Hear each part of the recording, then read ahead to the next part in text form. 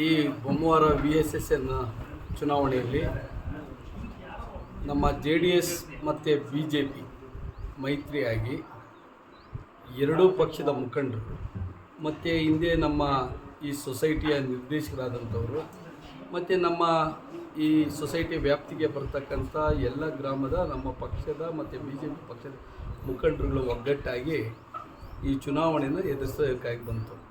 ಕಾರಣ ಏನು ಅಂತೇಳಿದ್ರೆ, ಈ ಚುನಾವಣೆನ ಏನಾದರೂ ಮಾಡಿ ನಾವು ಗೆಲ್ಲಲೇಬೇಕು ಅಂತೇಳಿ ಈಗ ಸರ್ಕಾರದಲ್ಲಿರ್ತಕ್ಕಂಥವ್ರು ಕೆಲವರು ಕೋರ್ಟಿನ ಮೊರೆ ಹೋಗಿ ಮತಗಳನ್ನು ತಂದು ಇದ್ರ ಮೂಲಕ ಚುನಾವಣೆನ ಎದುರಿಸ್ತೀವಿ, ನಾವು ಗೆದ್ದೇ ಗೆಲ್ತೀವಿ ಅಂತ ಚಾಲೆಂಜ್ ಮಾಡಿದ್ರು.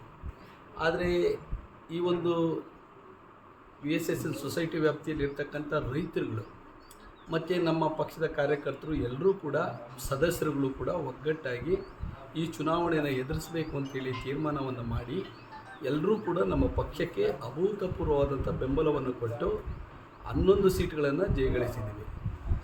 ದುರದೃಷ್ಟವಶಾತ್ ಕೇವಲ 2 ವೋಟ್ಗಳಿಂದ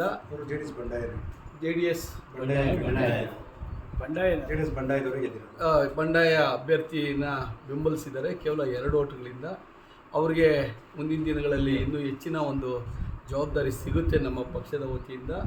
ಮುಂದಿನ ಎಲ್ಲ ಒಗ್ಗಟ್ಟಾಗಿ ಚುನಾವಣೆಗಳನ್ನು ಎದುರಿಸಿ ಈಗಾಗಲೇ ದೇವನಹಳ್ಳಿ ತಾಲೂಕಿನಾದ್ಯಂತ ಅತಿ ಹೆಚ್ಚು ಸ್ಥಾನಗಳನ್ನು ನಮ್ಮ ಪಕ್ಷ ಜಯಗಳಿಸಿರ್ತಕ್ಕಂಥದ್ದು. 10 ಸೊಸೈಟಿಗಳು ನಮ್ಮ ಪಕ್ಷದ ಪರವಾಗಿರ್ತಕ್ಕಂಥದ್ದು.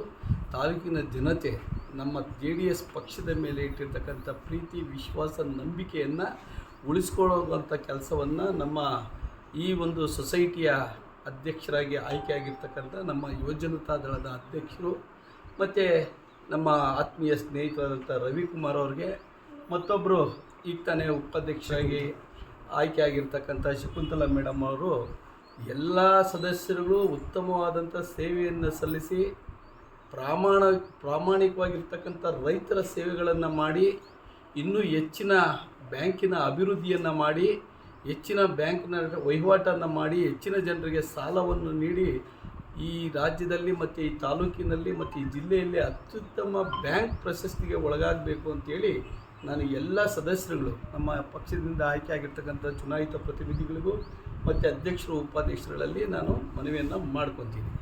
ಮುಂದಿನ ದಿನಗಳಲ್ಲಿ ಇನ್ನೂ ಹೆಚ್ಚಿನ ಇದೇ ರೀತಿ ಇಡೀ ತಾಲೂಕು ಮತ್ತು ಸಮಗ್ರ ಪ್ರತಿ ಹಳ್ಳಿಗಳನ್ನು ಅಭಿವೃದ್ಧಿ ಮಾಡೋದಕ್ಕೆ ಹೆಚ್ಚಿನ ಒತ್ತು ಕೊಡಲಿ ಮತ್ತು ಬ್ಯಾಂಕನ್ನು ನಡೆಸೋದ್ರ ಜೊತೆಗೆ ಸಾಮಾಜಿಕ ಕಳಕಳಿ ಇಟ್ಟು ಕೆಲಸವನ್ನು ಮಾಡಲಿ ಅಂತ ನಾನು ಆಶಿಸ್ತೇನೆ ಈ ಸಂದರ್ಭದಲ್ಲಿ.